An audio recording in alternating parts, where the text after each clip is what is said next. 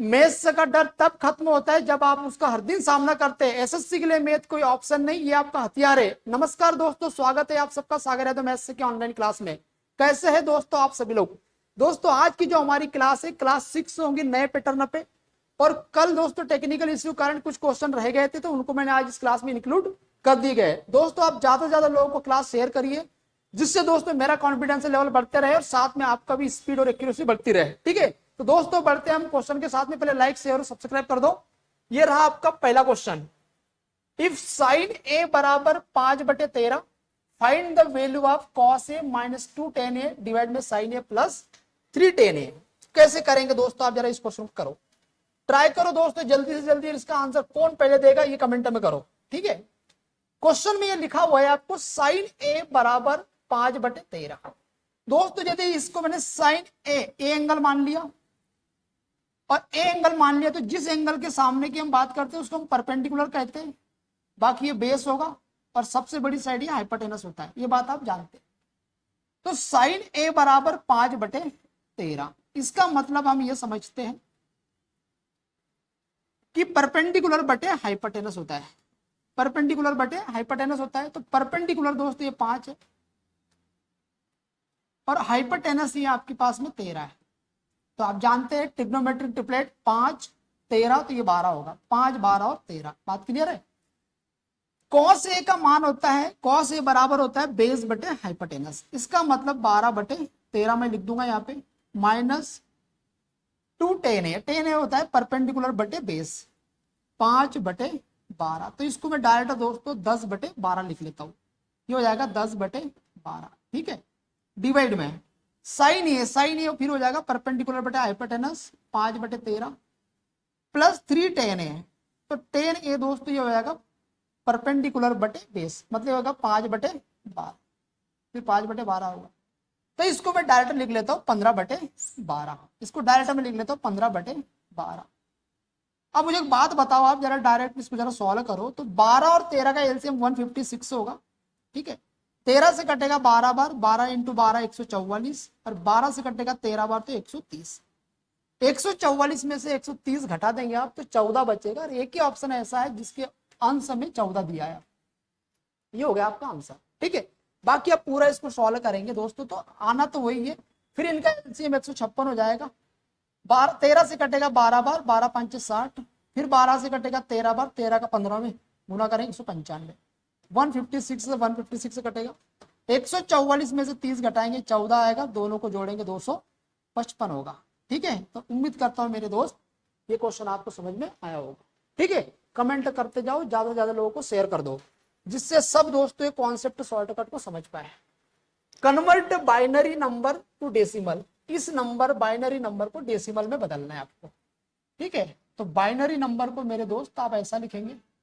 ठीक है, इसको ऐसे लिखा जाता है, ये बाइनरी नंबर है, इसको बदलना है आपको डेसिमल नंबर में। अब करना क्या है इसको जरा समझेंगे। जैसा नंबर है वैसे पूरा लिख लेंगे आप ऐसा, 1 0 फिर ये 0 1 फिर 1 फिर 0 और 1, इतना आप कर लेंगे। फिर करना क्या है मेरे दोस्त, मल्टीप्लाई करना है। लेकिन मल्टीप्लाई करना तो यहाँ पे लिखना है 2 की पावर 0, फिर मल्टीप्लाई करना है तो 2 की पावर 1, फिर मल्टीप्लाई 2 की पावर 2, 2 की पावर आप 3 करेंगे यहाँ पे, और ऐसे ही 2 की पावर ये 4 होगा, 2 की पावर 5, और मल्टीप्लाई लास्ट में 2 की पावर 6। ये सभी को दोस्त आप प्लस कर देंगे, सभी को आप प्लस कर देंगे। तो इससे होगा क्या, आप सभी लोग समझ रहे हैं यहाँ पे बात को। ठीक है, क्या होगा, ये 0 वाले जो नंबर है दोस्त ये कट जाएंगे, मतलब 0 हो जाएंगे सारे। ठीक है, 2 की पावर 6 होता है 64, फिर ये होगा 2 की पावर 3 8, 2 की पावर 2 4 होगा, 2 की पावर 0 1 होता है, 1 का 1 में इंटू करेंगे 1 हुआ, 8 4 12 और 1 13, 13 को 64 में जोड़ेंगे 77। तो 77 दोस्तों ये आपका करेक्ट आंसर। ये आपने डेसिमल नंबर में बदल दिया। आपसे पूछेगा डेसिमल नंबर को बाइनरी में कैसे बदलते, ये भी दोस्त हम करेंगे। पूरी class binary number system, decimal number system पे दोस्तों मैं यूट्यूब पे अपलोड करूंगा। ठीक है, पूरी स्पेशल इसकी क्लास, तो आप तब उसको पूरी चीजें डिटेल में समझेंगे। ए बी से 25% अधिक है, बी सी से 30% कम है, यदि सी डी से 20% अधिक है, तो ए डी से कितने प्रतिशत अधिक है। आप कैसे करेंगे इस क्वेश्चन को कम से कम समय में?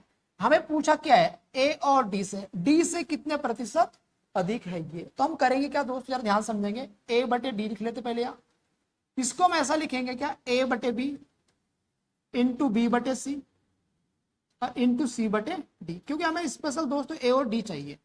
तो हमें यहां से एक चीज समझ में आ रहा है, एक चीज यहां से हमें समझ में आ रहा है कि ये बी से बी कटते हुए दिख रहा है, सी से सी कटते हुए दिख रहा है, मतलब ए और डी का रेशो हमारे पास में आ रहा है। क्वेश्चन में कह रहा है कि 20 से 25% अधिक है ये, 25% 20 से अधिक है, मतलब 25% का मान 1/4 होता है। तो यदि दोस्तों यहाँ पर b का वैल्यू 4 है तो a का वैल्यू ज्यादा है, 4 से 1 होगा 5। इसी प्रकार c से 30% कम है, 30% का मतलब होगा 3/10। यदि c का वैल्यू 10 है तो उससे 3 कम मतलब 7, और d से c जो है वो 20% अधिक है, 20% का मान 1/5, यदि ये 5 है तो ये 6 होगा। इस 5 से आपने ये 5 कैंसिल आउट कर दिया, 2 से कटेगा 2 बार और 2 से कटेगा 3 बार, तो ये हो जाएगा 7 त्रिक 21 और ये होगा 20।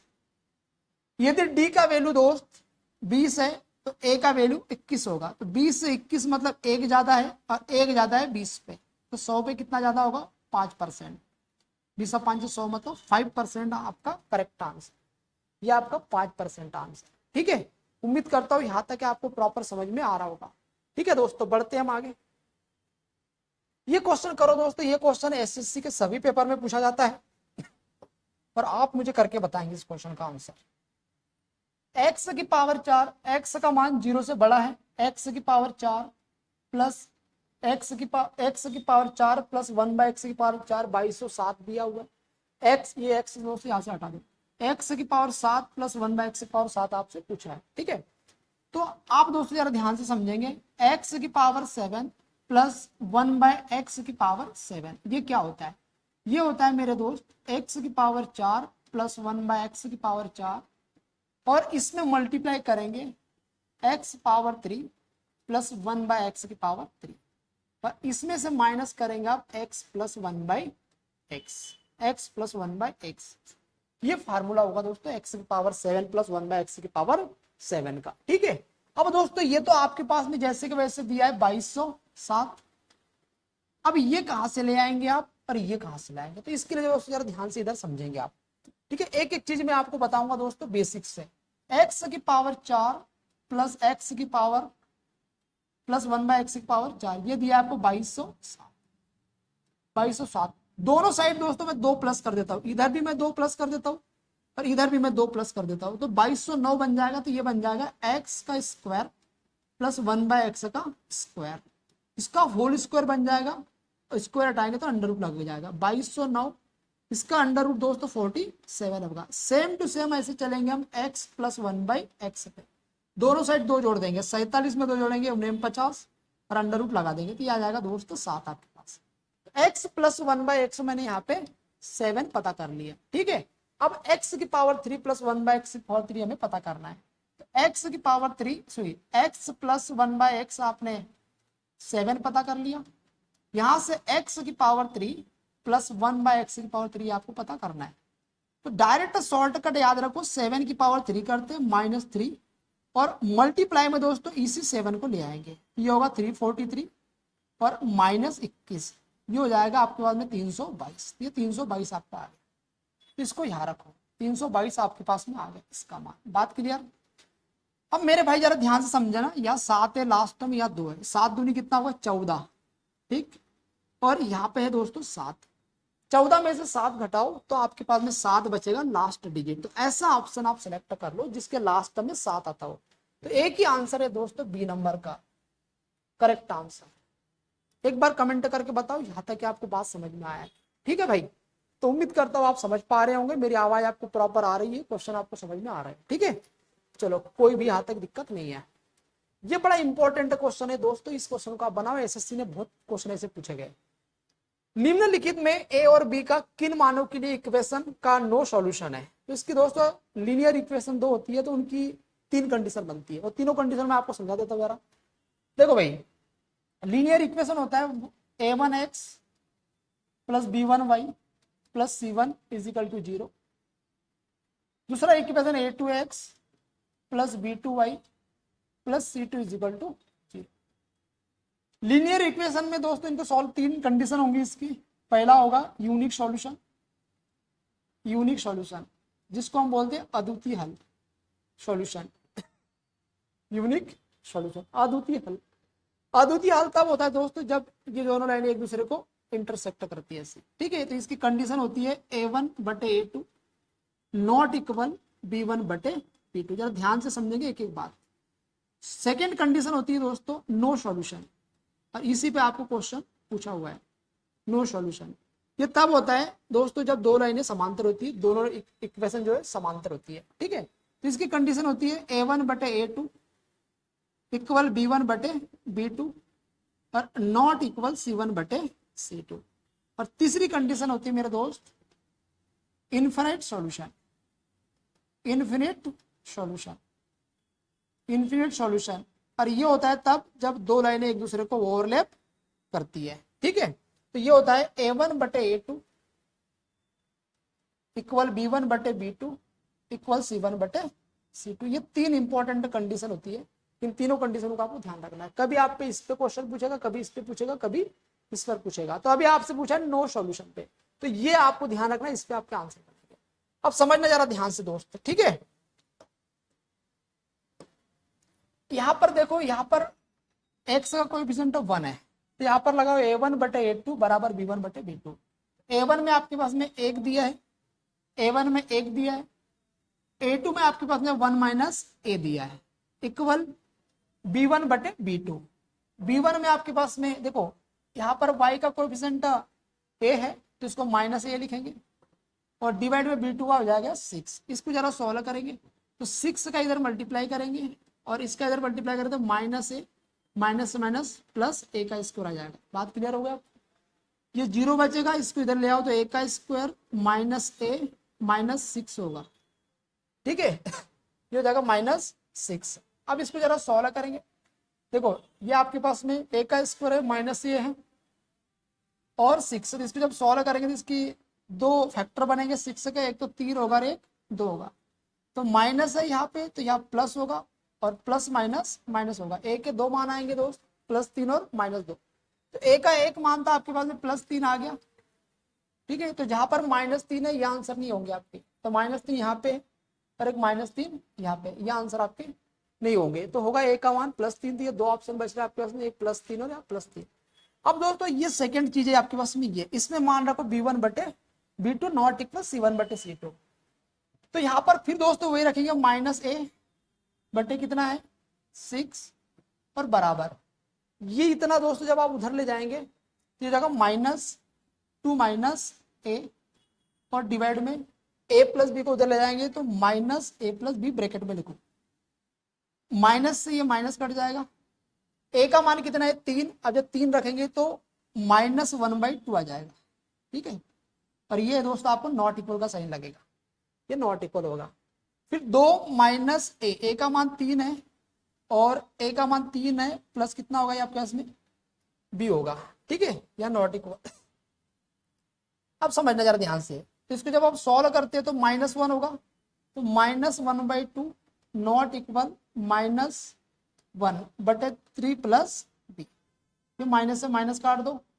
अब ये इधर जाएगा तो मैं इधर ऊपर लिख देता हूँ, तो ये हो जाएगा 3 + B नॉट इक्वल कितना होगा 2, और ये B हो जाएगा नॉट इक्वल 3 को इधर घटाएंगे तो -1 आएगा, तो B नॉट इक्वल -1। A का मान यदि +3 आता है तो B का मान नॉट इक्वल -1 आएगा। तो दोस्तों एक बार कमेंट कर दो आपको यहाँ तक की बात समझ में आया क्या, ठीक है। पर यहाँ तक यदि आपको बात समझ में आ गया तो फिर बढ़ता हूं मैं आगे, बड़ा इंपॉर्टेंट क्वेश्चन है मेरे भाई, ठीक है। चलो बढ़ता हूं मैं आगे। इस क्वेश्चन को ट्राई करो मेरे दोस्त, क्या आप बना पा रहे हैं इस क्वेश्चन का आंसर, ठीक है। वो केंद्र वाले एक वृत्त में व्यास AB को वृत्त के बाहर एक पॉइंट C तक बढ़ाया गया है। CD वृत्त पर D पर एक स्पर्श रेखा है, यदि CD बराबर 7√3 है, DBC यदि 120 डिग्री है, तो वृत्त के व्यास की लंबाई बताओ क्या है। क्वेश्चन ये कह रहा है दोस्तों कि एक सर्कल है, ठीक, एक सर्कल है सॉरी, और इसका सेंटर पॉइंट ये है O, सेंटर पॉइंट है इसका O, और यहां से आपने क्या करा है कि केंद्र वो वाले एक वृत्त में व्यास AB को एक डायमीटर ए बी आप बढ़ा रहे हैं यहां से यहां तक दोस्तों आपने एक डायमीटर ए बी को बढ़ा दिया। ठीक है, ये डायमीटर है, डायमीटर ए बी को आपने यहां तक बढ़ा दिया है। ए बी एक डायमीटर है, ए बी को आपने वृत्त बाहर एक पॉइंट सी तक बढ़ा दिया, और सी डी वृत्त पर एक डी पर एक टेंजेंट है।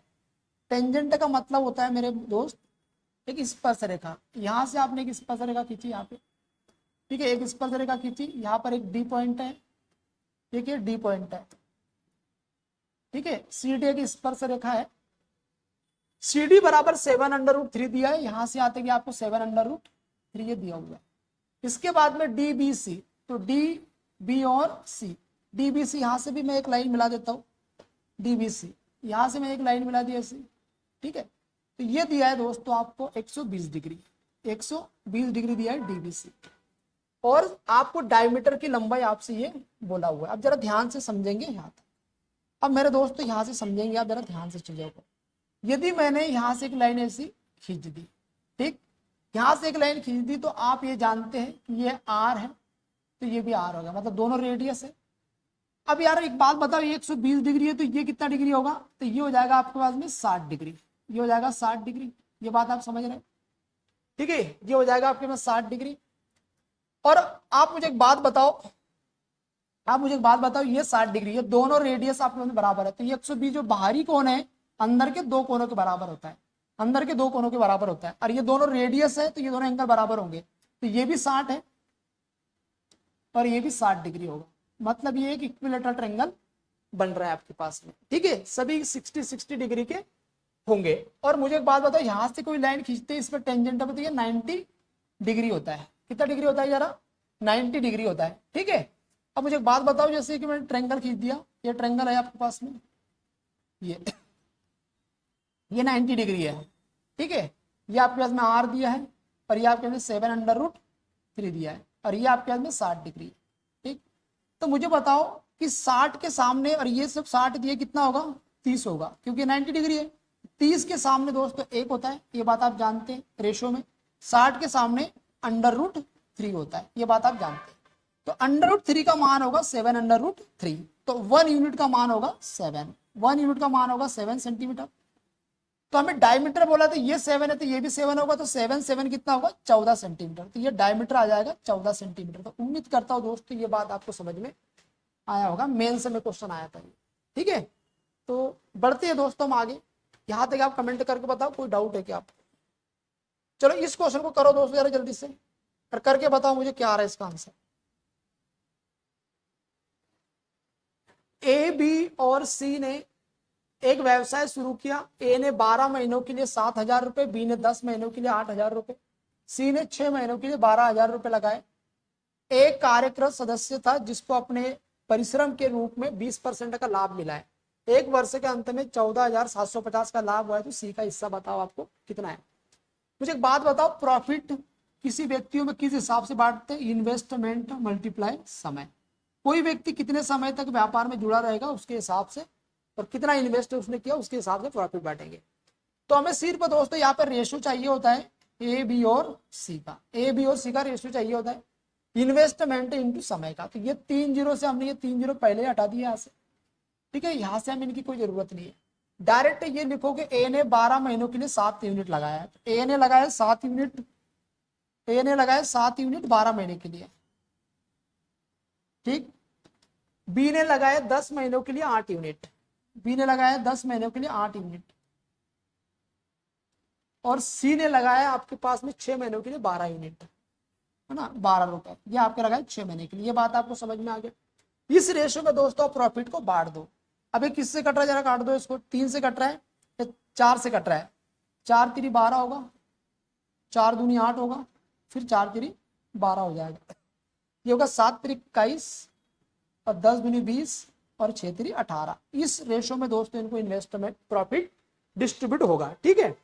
अब समझना जरा ध्यान से, टोटल ये कितना हो रहा है आपके पास में। इसके पहले एक काम करो, 14,750 में से ए को कितना मिल रहा है? 20%, ये पता करो। तो 14,750 में आपने 20% ए को दे देंगे, ठीक है, तो बचेगा कितना? 80%। 80% मतलब दोस्तों 4/5, 5, इतना आपको बांटना है, इतना आपको बांटना है, ठीक है। अब इतना आपको बांटना है तो इसमें से कितना हो रहा है जरा ये पता कर लो। तो 5 से कटेगा ये 5 दूनी 10, बचेगा 4 7, 5 9 45, ये 2 बचेंगे, 5 25 हो जाएगा, ठीक है। तो ये हो जाएगा 2950 इंटू 4। अब इसको यह रहने दो, 2950 इंटू 4। अब इतना आपको बांटना है इसमें। ये टोटल कितना है आपके पास में 20 और 21 41 हो जाएगा। 41 को दोस्तों 18 में जोड़ेंगे 59। 59 का मान इतना दिया है 2950 इंटू 4, ये 59 का वैल्यू दिया है, ठीक है। टोटल इतना आपको बांटना है। तो 59 से मेरे दोस्त ये कितने बार कट रहा है, तो 59 से कटेगा आपके पास में 5 बार, ये हो जाएगा 50 और 50 होकर हो जाएगा आपके पास में 200। 1 यूनिट का मान आपने 200 निकाल लिया। क्वेश्चन वाला सी का हिस्सा बताओ, तो सी का हिस्सा 18 यूनिट है, तो 18 इंटू 200 कितना होगा 3600। तो 3600 रुपए मेरे दोस्त, ये हो जाएगा सी का हिस्सा। बोलो यहाँ तक की बात आपको समझ में आ गई। तो बड़े इजी तरीके से दोस्तों अपने क्वेश्चन को कर लिया है, ठीक है। तो आप उम्मीद करता हूँ समझ में आया होगा आपको, ठीक है। बढ़ता हूँ मैं अगले क्वेश्चन की ओर। कोई भी डाउट हो दोस्तों कमेंट कर दो। ABCD is a quadrilateral in which diagonal BD बराबर 70 centimetre, AL perpendicular BD, CM perpendicular BD। AL का मान 18 है, CM का मान 20 है। Find the area of quadrilateral ABCD। ठीक है, अब जरा समझेंगे जरा ध्यान से। सॉरी, मान के चलो ये आपके पास में एक इस प्रकार का क्वाड्रिलेटरल है। और ये क्वाड्रिलेटरल कौन सा है दोस्तों हमें इसकी जानकारी नहीं है, पर हमें क्या बोला है BD एक डायगोनल है। तो BD एक डायगोनल तो A B C और ये D हमने ऐसे नाम दे दिए। BD एक डायगोनल है मतलब इसका एक विकर्ण है। समझ रहे यहां तक? एक डायगोनल में यहां से BD खींच देता हूं। BD एक डायगोनल मैंने यहां से खींच दिया। अब क्या होगा मेरे भाई जरा ध्यान से समझना। अब क्वेश्चन में जैसा सा कहा है, क्वेश्चन में क्या है कि AL perpendicular BD, AL perpendicular BD है, मतलब BD पर दोस्तों एक AL परपेंडिकुलर है, तो ये परपेंडिकुलर खींच दिया आपने। और CM परपेंडिकुलर BD, तो CM भी एक परपेंडिकुलर होगा किस पे, BD पे। ठीक है, CD परपेंडिकुलर, CM परपेंडिकुलर है BD पे, तो ये CM ही हो जाएगा परपेंडिकुलर। ये AL हो गया और ये CM हो गया। ये बात आपको समझ में आ रहा होगा, ठीक है। क्वेश्चन में क्या कह रहा है कि विकर्ण BD आपको दिया है यहां से 70 सेंटीमीटर और AL का मान दिया है दोस्तों 18 और CM का मान दिया आपको 20 और ये डायगोनल आपको दिया 70 सेंटीमीटर। बोले इसका एरिया बताओ। हम जानते हैं दोस्त कि 1/2 एरिया क्या होगा क्वाड्रिलेटरल का, ये हो जाएगा 1/2 sum of perpendiculars H1 plus H2 AL plus CM into common diagonal, common diagonal जो भी आपको दिया हुआ है, ठीक है। ये इसका एरिया होता है 1/2 AL और CM। 18 और 20, 18 20 हो जाएगा दोस्तों यहाँ पे डायरेक्ट 38 और आपको ये डायगोनल दिया है 70, तो यहाँ पर रखो। 2 से कटेगा 19 बार और ये होगा 0। 19 साते कितना होगा, ये हो जाएगा दोस्तों आपके पास में 63 133 मतलब 1330। तो खत्म दोस्तों क्वेश्चन। ऐसे दोस्तों मेंस में क्वेश्चन आए थे, बड़े बेसिक क्वेश्चन है, कुछ क्वेश्चन में खास है नहीं। तो अभी आज हम प्रैक्टिस कर रहे हैं तो उसके हिसाब से हम चलेंगे, ठीक है। चलो इस क्वेश्चन को करके बताओ दोस्तों। आपके पास में 30 सेकंड का समय है, 30 सेकंड में इस क्वेश्चन का आंसर आप करो और कमेंट में फेंको। जल्दी से बताओ दोस्तों इस क्वेश्चन का आंसर।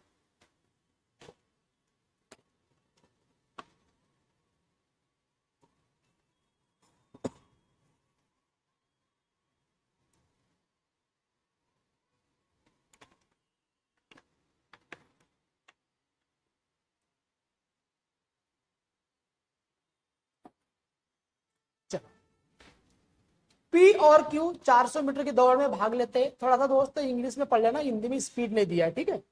हिंदी को भी छोड़ दो। P and Q take part in 400 metre race. P runs 12 kilometre per hour. P gives Q start of 20 metre and still beats by 13 second the speed of Q। अच्छा मुझे एक बात बताओ दोस्तों, आप जानते हैं कि कोई व्यक्ति किसी को स्टार्टअप देता है, स्टार्टअप देता है मतलब समझ रहे ना। P क्वेश्चन में बोला है कि P और Q 400 मीटर की दौड़ में भाग लेते हैं। P गिव से Q है स्टार्टअप, P यहाँ पे है और Q दोस्तों यहाँ पे है। ये 20 मीटर का उसको स्टार्टअप दिया है, ठीक। 20 मीटर का स्टार्टअप दिया है, फिर भी वो 13 सेकेंड से हार जाता है। फिर भी 13 सेकंड से हार जा रहा है, तो उसकी स्पीड क्या है? तो यहां से आते पी क्या करता है, पूरा 400 मीटर दौड़ता है, तो क्यों दौड़ रहा है दोस्तों यहाँ पे 380, क्योंकि 20 मीटर आगे, फिर वो हार जा रहा है। तो मुझे एक बात बताओ मेरे दोस्त कि कितना समय लग रहा है पी को? तो पी 400 मीटर की दूरी दौड़ेगा और उसका स्पीड है 12 kilometre per our. 12 kilometre per our उसको मीटर पर सेकंड में बदलेंगे तो 12 इंटू 5/18 होता है, तो 18 को ऊपर ले जाएंगे, ठीक है। तो ये 6 से कटेगा दोस्तों, 6 दूनी 12 और 6 3 18, 10 से ये 0 हट जाएगा, 120 सेकंड आ जाएगा। इसका मतलब ये हुआ कि टाइम पी को लग रहा है 120 सेकंड, ठीक। और फिर समय क्यू को कितना लग रहा है, तो क्यू 13 सेकंड से हार रहा है, मतलब 120 सेकंड तो पी को लग रहा है, उसमें भी 13 सेकंड एक्स्ट्रा लगेगा, मतलब 133 सेकंड लगेगा क्यू को। और क्यू दौड़ेगा 133 सेकंड में 380 मीटर, तो स्पीड फॉर क्यू आ जाएगा मेरे दोस्त 380/133, ये मीटर में है और ये सेकंड में, मीटर पर सेकंड। तो इसको 18/5 से इंटू करो तो किलोमीटर पर आवर में आ जाएगा, ठीक है। 19 दूनी 38 हो जाएगा, 19 साते 133 हो जाएगा, 5 चौके हो जाएगा ये 20, 18 चौके 72, 72/7 किलोमीटर पर आवर। 7 से जब दोस्तों डिवाइड लगाएंगे तो 10 बार कटेगा और 2 बचेगा, तो ये आ जाएगा आपके पास में 7 सही 2/7। 2/7 का मतलब होगा 28, मतलब 29, 10.29 किलोमीटर पर आवर। 1/7 का मतलब 14.28 होगा, 1/7 का मतलब 0.14, तो 2/7 का मतलब 0.28, तो समथिंग आगे जाएगा, तो 10.29 किलोमीटर पर आवर ही आ जाएगा। बोलो यहां तक समझ में आ रहा है आपको? किसी प्रकार का दोस्तों कोई भी डाउट हो आप कमेंट करें, ठीक है। सही से आपको समझ में आ रहा है तो हम बढ़ते आगे, ठीक है। चलो एक क्वेश्चन बनाओ, ये क्वेश्चन उड़ा दो दोस्तों, बार बार पेपर में आता है, बार बार ये बच्चों को परेशान करता है, तो इसका क्या इलाज है, जरा समझेंगे क्वेश्चन। क्वेश्चन में लिखा है कि एक दुकानदार 64 रुपए प्रति किलो की दर से मूंगफली खरीदता है और 80 रुपए प्रति किलो की दर से बेचता है। तो पहली बात तो स्पष्ट ये है कि 64 रुपए प्रति किलो से खरीदता है और बेच रहा है दोस्तों ये 80 रुपए प्रति किलो में, तो सीपी से एसपी आ गया। फिर क्वेश्चन बोला कि बेचते समय वो गलत बाट का उपयोग करता है, तो जो बेचते समय क्या है दोस्तों, गलत बाट का उपयोग करता है, तो 800 ग्राम मूंगफली देता है, वास्तविक लाभ परसेंट होता है 1 किलो के बजाय 800 ग्राम। तो दोस्तों ये 800 क्या है, ये 800 ग्राम ये दे रहा है, लेकिन सही वजन ये 1000 किलो है, ये बात आ गया समझ में। तो बेचते समय दोस्तों ये क्या कर रहा है, 800 ग्राम ही दे रहा है और 1000 ग्राम के जगह पे। तो बेचते समय दोस्तों ये जो कम वाला नहीं है 800 ग्राम को आप इधर रखो, ठीक है। ये बेचते समय तो 800 ग्राम वो दे रहा है 1000 ग्राम की जगह पे, पर इसका मतलब आप ये ना समझे दोस्तों कि 800 रुपए में बेच रहा है, 800 रुपए में नहीं बेच रहा है, ये 800 ग्राम बेच रहा है। तो जब ये रुपए उसके बनाएगा तो ये रिवर्स चलता है, ये 800 इधर आएगा तो ये 1000 इधर जाएगा, ठीक है। इतना सा आपको करना है, बस कुछ भी नहीं करना है, ठीक। ये सीपी से एसपी का रेशो आ जाएगा। 80 से कटेगा दोस्त ये कितने बार, आपका 10 बार, और ये 0 से आपने ये 0 काट दिया। 4 से कटेगा ये आपके पास में 16 बार, और 4 से कटेगा दोस्त ये 25 बार। इसका मतलब ये हुआ कि 16 में खरीदा और 25 में ये बेच रहा है, तो इसका मतलब उसको प्रॉफिट हो रहा है 9 रुपए का। तो 9 का प्रॉफिट हो रहा है किस पे, 16 पे। तो परसेंट में कितना प्रॉफिट हो रहा है, 1/16 का परसेंटेज आप जानते हैं, 1/16 का परसेंटेज वैल्यू होता है 6.25%। तो जब 9/16 करेंगे तो 9 छंगे 54 हो जाएगा, मतलब ये जो ऑप्शन है तो कहीं भी नहीं लग रहा है आपके पास, ठीक है। तो एक ही ऑप्शन है 56.25%, जो कि 9/16 का मान ही होता है 56.25%। तो बड़ा बेसिक क्वेश्चन है दोस्त, बढ़ते हैं हम आगे। इस क्वेश्चन को करो, ये आईसीआर में आया मेरे भाई, और ये क्वेश्चन एसएससी बार बार पूछता है ऐसे क्वेश्चन, ठीक है। पर ऐसे क्वेश्चन में आपको गलती नहीं करना है। एक वस्तु को बेचते समय एक वस्तु को उसके वास्तविक विक्रय मूल्य के 19/24 में बेच रहा है, तो 5% की हानि होती है। यदि उसे वास्तविक विक्रय मूल्य के 90% में बेचे तो फिर उसका लाभ परसेंट कितना है। 19/24 को समझने की बात है, ये 19/24 क्या है, इसका मतलब ये होगा दोस्तों, आप समझे 19/24 में बेच रहा है, मतलब ये है इसका ओरिजिनल सेलिंग प्राइस है, ओरिजिनल सेलिंग प्राइस है इसका 24, और अब करंट सेलिंग प्राइस है मेरे भाई 19, इसमें बेच रहा है वो, करंट सेलिंग प्राइस है इसका भी 19, तो 19 रुपए में बेच रहा है, तो 5% की हानि होती है, और वास्तविक विक्रय मूल्य के 90% बेचे तो क्या लाभ होगा। मैं आपको एक डायरेक्ट दूसरी ट्रिक बताता हूँ इस प्रकार के क्वेश्चन की, सीधा सीधा selling price 1 divide by 100 plus या माइनस प्रॉफिट लॉस परसेंट बराबर सेलिंग प्राइस 2 डिवाइड में आ जाएगा 100 प्लस माइनस प्रॉफिट 2 या लॉस 2। ये आप फिक्स कर लो मेरे भाई, ये बार बार इस पर क्वेश्चन आता है, ठीक है। Selling price 1 divide by 100 plus minus profit या लॉस, सेलिंग प्राइस 200 प्लस या माइनस प्रॉफिट लॉस, लॉस होगा तो माइनस करना है और प्रॉफिट होगा तो प्लस करना है, इतनी सी बात आपको करना है, ठीक है। सेलिंग प्राइस है दोस्तों 19 में बेच रहे हैं तो 5% की हानि हो रही है, इसका मतलब 95%, तो 95% मैं यहाँ पे लिख लेता हूँ। लेकिन क्वेश्चन में कह रहा है दोस्तों आपको वास्तविक विक्रय मूल्य के 90% में बेचे, वास्तविक विक्रय मूल्य कितना है 24, तो 24 का दोस्तों 90% में बेचेगा।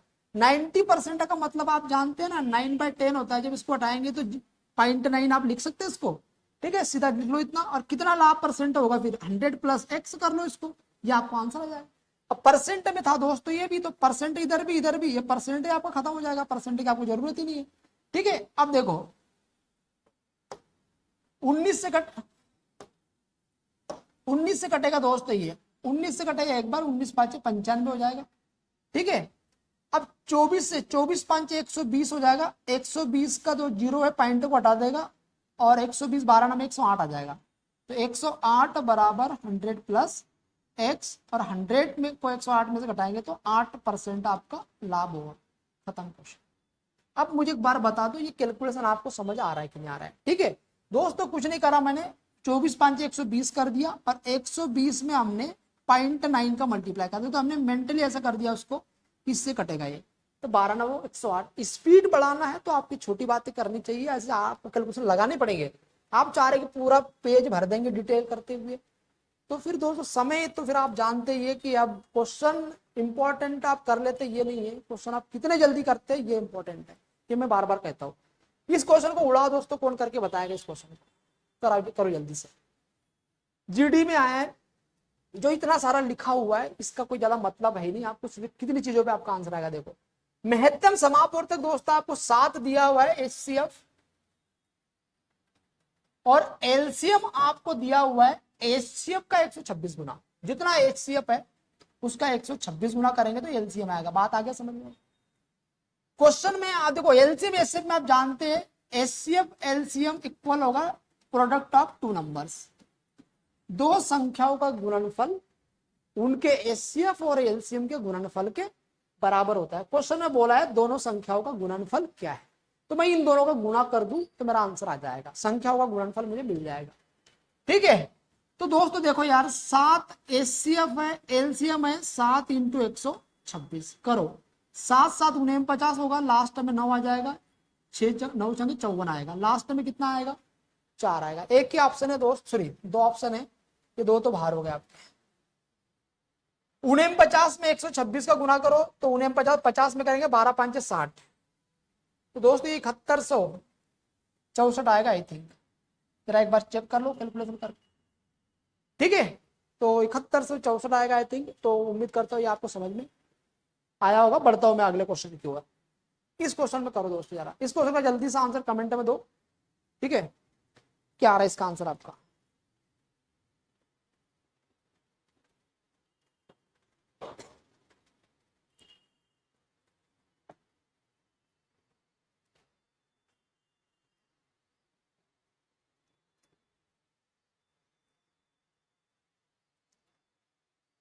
सॉरी दोस्तों थोड़ा सा मिस्टेक हो गया इसमें, 49 120 50 12 5 60, ये 6400 के करीब ही जाएगा, 71 से नहीं होगा 6400 के करीब जाएगा, ठीक है।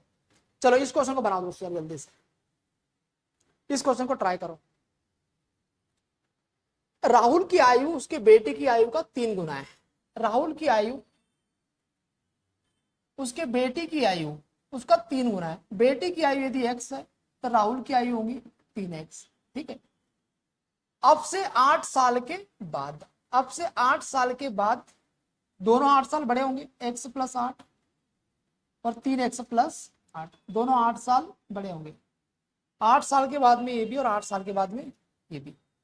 8 साल के बाद में उसकी आयु बेटी की आयु का डबल और उससे 5 साल अधिक है। राहुल ऑलरेडी 8 साल के बाद बेटी की आयु से डबल और 5 साल अधिक है। तो हमने इक्विलेट करने के लिए बेटी की आयु में 5 का गुना करा, सॉरी 2 का गुना करके 5 जोड़ा। इसको जरा सॉल्व करेंगे। 3x प्लस 8 होगा, ये होगा 2x प्लस 16 और ये होगा 5। 3x में से 2x से घटाएंगे तो x आएगा, ये इधर 16 में से घटेगा तो ये बचेगा 8 प्लस 5।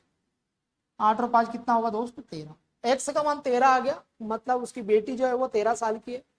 राहुल की आयु होगी 13 3 39 साल की, ये 39 साल आपके पास। ठीक है भाई, चलो बढ़ते हम आगे। यहां तक आपको बात समझ में आ गई। चलो इस क्वेश्चन को ट्राई करो दोस्तों, आप कैसा करेंगे इस क्वेश्चन का आंसर। 30, 15, 21 और 11 में x जोड़ा जाता है तो इस प्रकार संख्या समानुपात में होती है। यदि 6x अनुपात y प्रोपोर्शन y अनुपात 3x माइनस 9 है, y का मान दोस्तों 0 से बड़ा लेना है आपको, तो y का मान बताओ क्या होगा।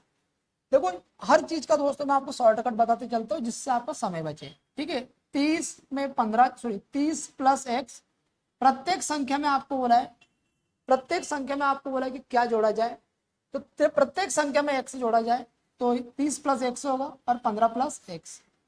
तो ये संख्या समानुपात में होंगी। समानुपात का मतलब आप समझ रहे, a/b प्रोपोर्शनल टू c/d, ये एक समानुपात में होते हैं।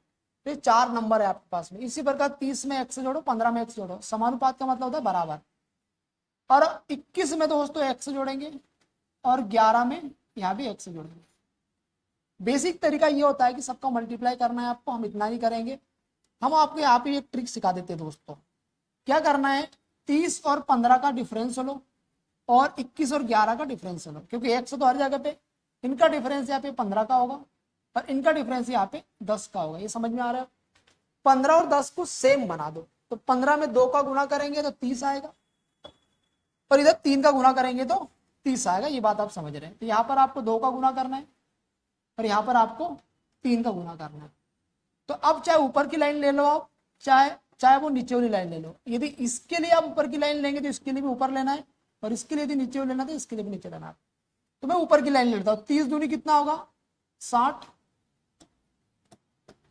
30 दूनी 60 हो जाएगा और प्लस 2 का इंटू करेंगे तो 2x होगा, फिर 3 का गुना करेंगे 63 आएगा, प्लस 3x हो जाएगा। 3x में से 2x घटाएंगे x आएगा और 60 में से 63 घटाएंगे माइनस का 3 आएगा। x का मान कितना आ गया? माइनस का 3 आएगा। तो चाहे आप नीचे की लाइन ले लोगे तो भी आपसे यही आंसर आएगा आपका, x का मान -3। ठीक है, अब क्वेश्चन में कह रहा है 6x, x का मान -3 है। तो यहाँ पर दोस्तों क्या होता है, ये नंबर इसमें डिवाइड लगाओ, इसमें इसका डिवाइड लगाओ, तो 6x बराबर y बटे y बराबर y बटे 3x -9। ये बात आप जानते हैं। ठीक है, तो यार रखेंगे 6 3 18 होगा, तो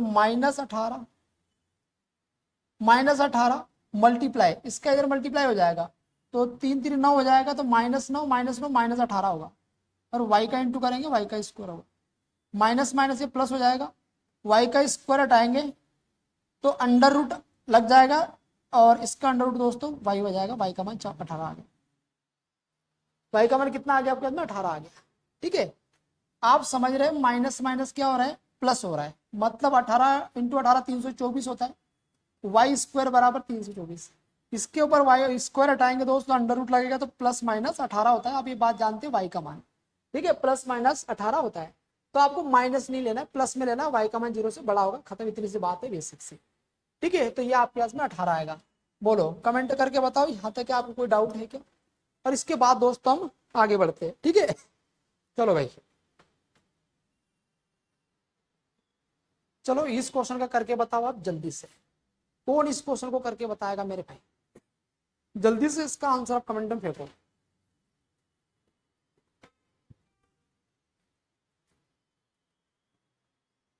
जल्दी से दोस्तों इसका आंसर कमेंट में करेंगे।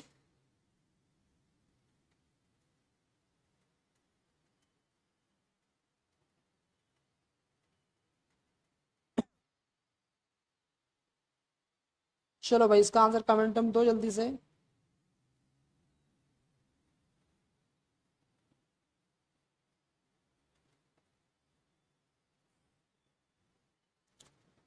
चलो क्वेश्चन में कह रहा है आपसे 12 छात्रों के सांख्यिकी में अंक x 28 35 56 70 63 65 81 ये नंबर दिए हैं, जहां x और y न्यूनतम और अधिकतम मान है। यदि अंकों का रेंज और एवरेज 70 और 64 दिया है तो x और y के मान आपको बताओ क्या बोले। ठीक है। अच्छा दोस्तों मुझे बताओ रेंज क्या होती है। रेंज होता है मैक्सिमम नंबर और मिनिमम नंबर का डिफरेंस। जो भी मैक्सिमम नंबर होगा रेंज हो जाएगा, range difference between maximum minus minimum, इन दोनों का डिफरेंस। क्वेश्चन में कह रहा है कि x और y न्यूनतम और अधिकतम है तो y माइनस एक्स आ जाएगा, y माइनस एक्स आ जाएगा, और ये आपको दिया है कितना 70। तो इक्वेशन नंबर दोस्तों आपका ये बन गया। ठीक। दूसरा इक्वेशन ये है कि आपको औसत दिया है 64, तो पहले सभी नंबर को प्लस करो। तो इनका मैं दोस्तों यहाँ से एवरेज निकाल लूंगा। एवरेज कितना दिया है आपको 64, और टोटल नंबर आपके पास में कितने पड़े ये देखो। तो टोटल नंबर आपके अंदर 1 2 3 4 5 6 7 8 9 10 11 12 नंबर है, तो 12 में डिवाइड में लगा लेता हूँ। ठीक। और सभी को जोड़ देता हूँ, तो x प्लस वाई तो आपके पास में रहेंगे ही रहेंगे। ठीक। x plus y. अब बाकी नंबर को दोस्तों आप प्लस करते हैं। अब देखो हम कुछ इस प्रकार जोड़ते हैं इनको। 20 30 50 50 और 50 100 हो जाएंगे। 100 में यदि 70 जोड़ते हैं तो 170 हो जाएगा। 170 में दोस्तों 60 जोड़ेंगे 230, 230 में 60 जोड़ेंगे 290, और 290 में 80 जोड़ते 370, 370 में यदि हम 70 जोड़ते, 370 में 70 जोड़ते तो कितना हो जाएगा 440, और 440 में यदि आप 160 जोड़ दो, 440 में यदि 160 जोड़ दो ये होगा 600। 600 तो मेरा यहां से आ गया। ठीक है। अब इसके बाद में दोस्तों जितने ऊपर ऊपर नंबर जा रहे हैं ये हम देख लेते कितने जा रहे हैं। 8 और 5 13, 13 6 19, 19 और 8 हो जाएगा आपके पास में 27, 27 और 6 30, 30 और 6 36, 36 और 9 हो जाएगा दोस्तों आपके पास में 45, 45 और 3 48, 648 आ जाएगा टोटल। ये आ जाएगा आपके में 648। बोलो ये बात समझ में आ गया। अब इसको दोस्तों थोड़ा सा कैलकुलेट करते हैं। तो ये हो जाएगा 12 से 12 छंगे 72, 720 और 12 चौके 48, मतलब 768। तो 768 माइनस 648 बराबर x प्लस वाई आ जाएगा। इसको जब घटाएंगे तो ये बचेगा आपके पास में 120, तो x प्लस वाई आ जाएगा दोस्तों 120। तो दो इक्वेशन है मेरे पास में, एक तो y माइनस एक्स बराबर 70 है, और x प्लस वाई दोस्तों आपने निकाल लिया 120। खत्म हो गया क्वेश्चन यहाँ से। जब इसको सॉल्व करेंगे जोड़ेंगे तो x से x कटेगा, ये होगा 2y, और दोनों को जोड़ेंगे 190 हो जाएगा, और 2 से 2 से इसको काट देते तो 95 आ जाएगा। y का मान 95 आ गया, तो 95 कहाँ पे है, ये ऑप्शन हट जाएंगे आपके पास मिलते, ये आंसर आ जाएगा आपको 95। y का मान 95 आ गया। अब एक जगह पे आप y का 120 में से घटा दो तो 25 आ जाएगा, तो x का मान यहाँ से 25 आ जाएगा। तो उम्मीद करता हूँ दोस्तों ये भी क्वेश्चन आपको समझ में आया होगा। इस प्रकार का क्वेश्चन होता है एनटीपीसी में आया ग्रेजुएट लेवल पर, ये क्वेश्चन ऐसे एसएससी में आते हैं। ठीक है। और उम्मीद करता हूँ ये प्रॉपर आप समझ पा रहे होंगे। बढ़ता हूँ मैं अगले क्वेश्चन। चलिए ये क्वेश्चन बना, इस क्वेश्चन का आंसर कमेंट में करो। सही चल रहा है। इस क्वेश्चन का आंसर कमेंट में करो दोस्त। एक सर्कल की chord length of chord 12 centimetre है, perpendicular distance from the centre of the circle chord 5 centimetre.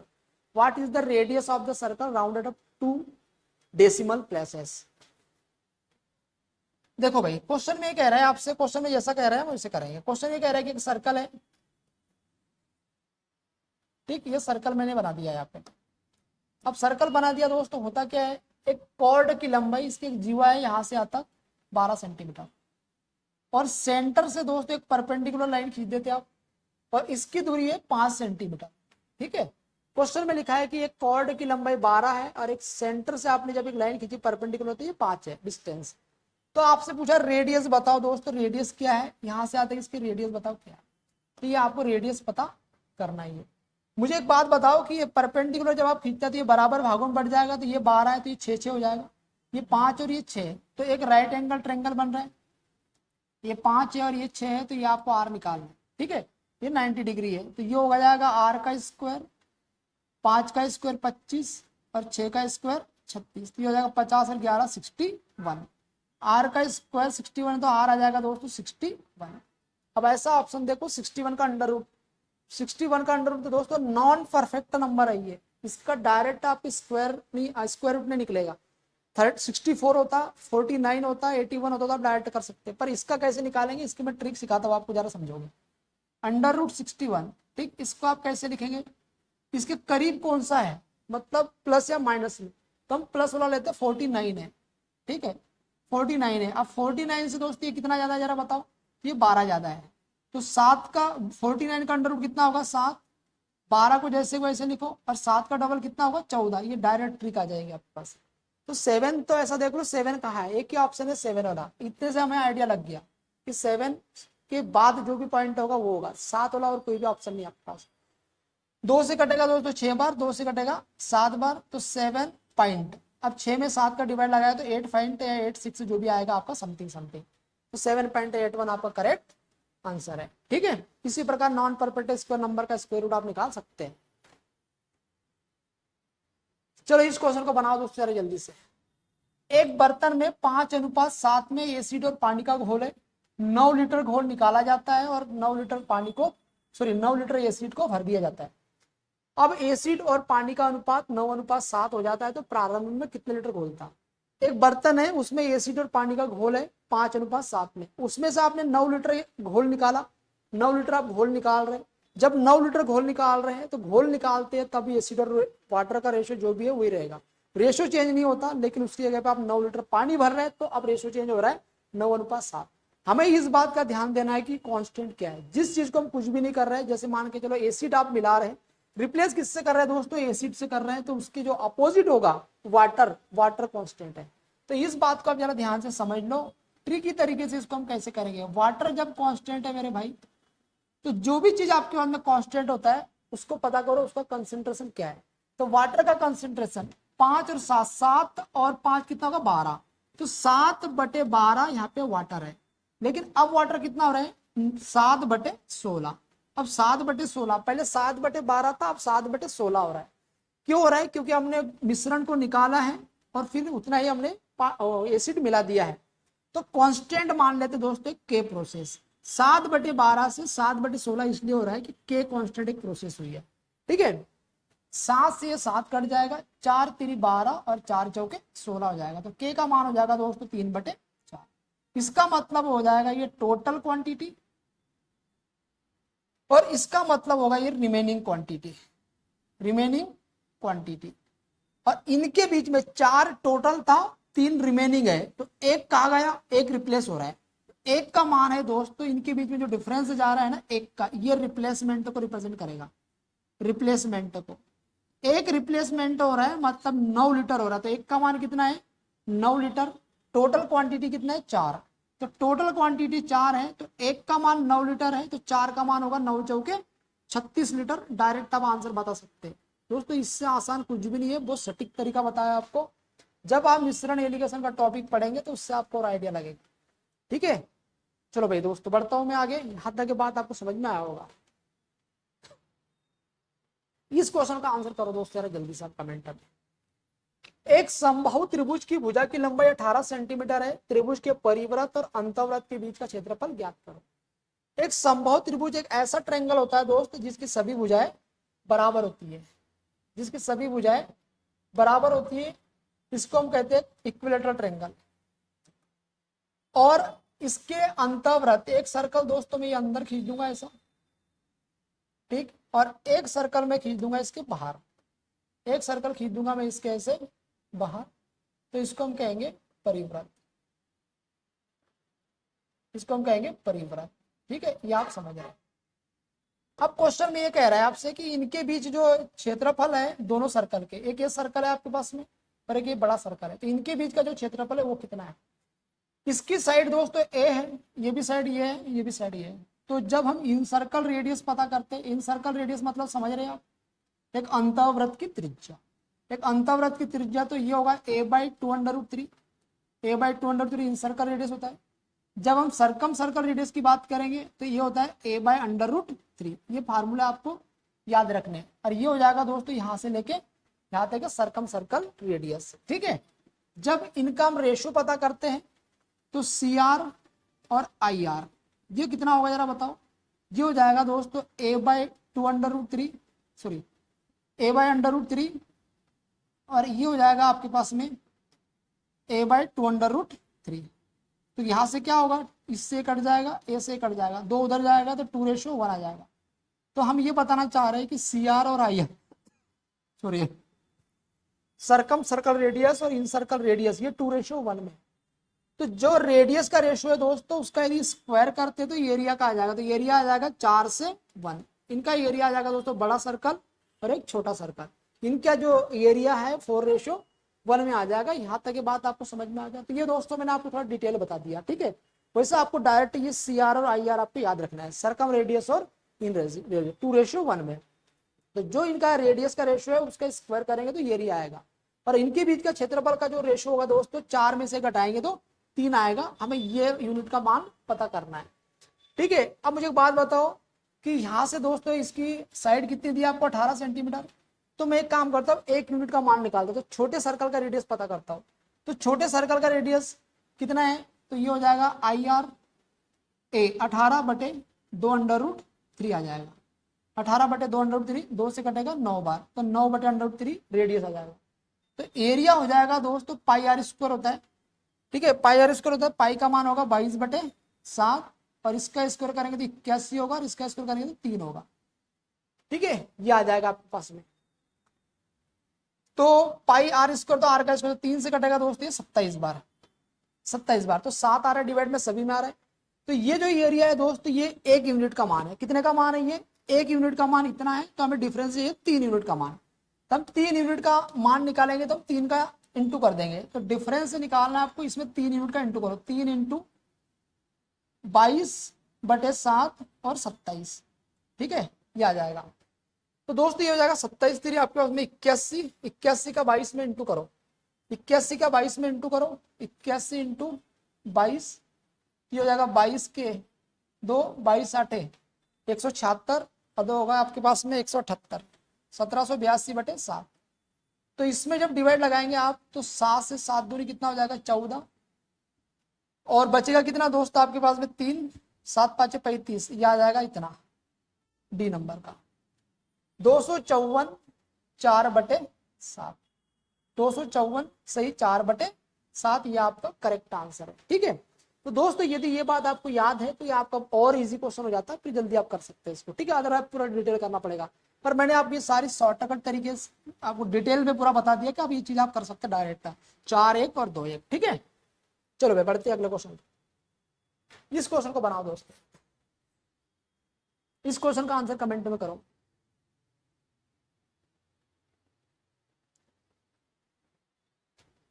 देखो क्वेश्चन में बोला है 6 सेंटीमीटर व्यास के गोलाकार बर्फ के कुछ टुकड़े एक बेलनाकार बर्तन में डाले जाते हैं। एक बेलनाकार बर्तन है और इस बर्तन में दोस्तों, ठीक है, इस बेलनाकार बर्तन है, इसमें कुछ गोले डालेंगे आप, बहुत सारे ऐसे गोले डालेंगे। और गोले डालने से क्या होगा कि जो पानी है पानी बढ़ जाएगा। कितने सेंटीमीटर बढ़ेगा, जल स्तर 40 सेंटीमीटर ऊपर उठ जाएगा। ठीक, और इसका रेडियस कितना, इसका डायमीटर कितना दिया है आपको, इस पूरे बेलन का जो दिया डायमीटर 18, तो रेडियस हो जाएगा दोस्तों ये 9 सेंटीमीटर। ये बात आपको समझ में आया होगा। और 6 सेंटीमीटर व्यास का एक गोला है, तो गोले का जो रेडियस होगा दोस्तों आपके पास में, इसको मैं कैपिटल आर दे देता हूँ, ठीक, और इसको मैं स्मॉल आर देता हूँ। तो ये कितना हो जाएगा 6 का आधा 3। हम आपको एक कॉन्सेप्ट बताना चाहते हैं कि गोले का जो आयतन होगा, जितने भी गोले होंगे, 4 गोले 6 गोले 50 गोले, जितने भी नंबर ऑफ गोले होंगे उनका आयतन उसके द्वारा हटाए गए पानी के आयतन के बराबर होगा। तो यार मुझे एक बात बताओ कि एक गोले का आयतन कितना होगा, 4/3 पाई आर क्यूब। तो ऐसे नंबर ऑफ एन गोले होंगे, नंबर ऑफ एन गोले होंगे, ठीक है, और इनका आयतन होगा इनके द्वारा उठाए गए पानी के आयतन के।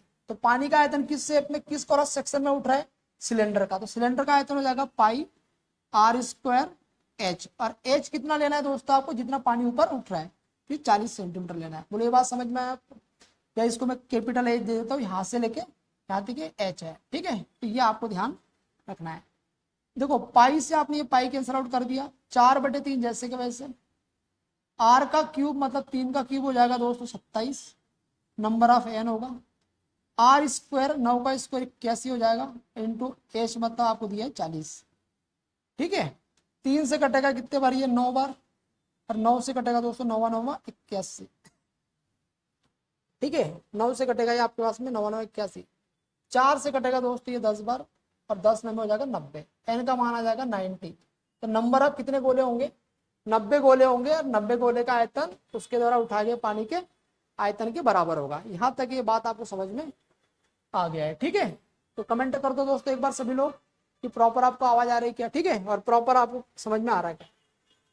इस क्वेश्चन का आंसर बताओ जरा दोस्तों जल्दी से। इस क्वेश्चन का आंसर आप कमेंट करेंगे, क्या आपका आंसर आ रहा है। ठीक है, जल्दी जल्दी इसका आंसर कमेंट करो।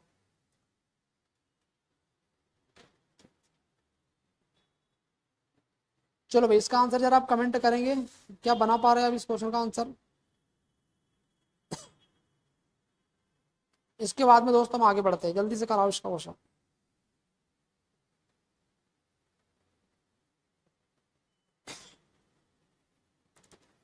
चलो ठीक है, देखो क्वेश्चन में बोला है कि if alpha beta and gamma are the roots of equation 6x cube minus 11x square 6x minus 1 is equal to 0, sum of alpha square beta है और गामा, इसका मान। देखो दोस्तों एक क्यूबिक इक्वेशन है, और क्यूबिक इक्वेशन आपको दिया है, वैसे क्वाड्रेटिक इक्वेशन होता है, क्यूबिक इक्वेशन होता है, लीनियर इक्वेशन होता है।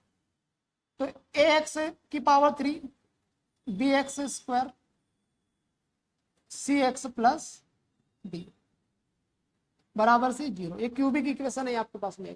ठीक है, तो इसका एक तो देखो पहली बात तो alpha plus beta plus gamma, sum of root से क्या होता है माइनस बी बटे,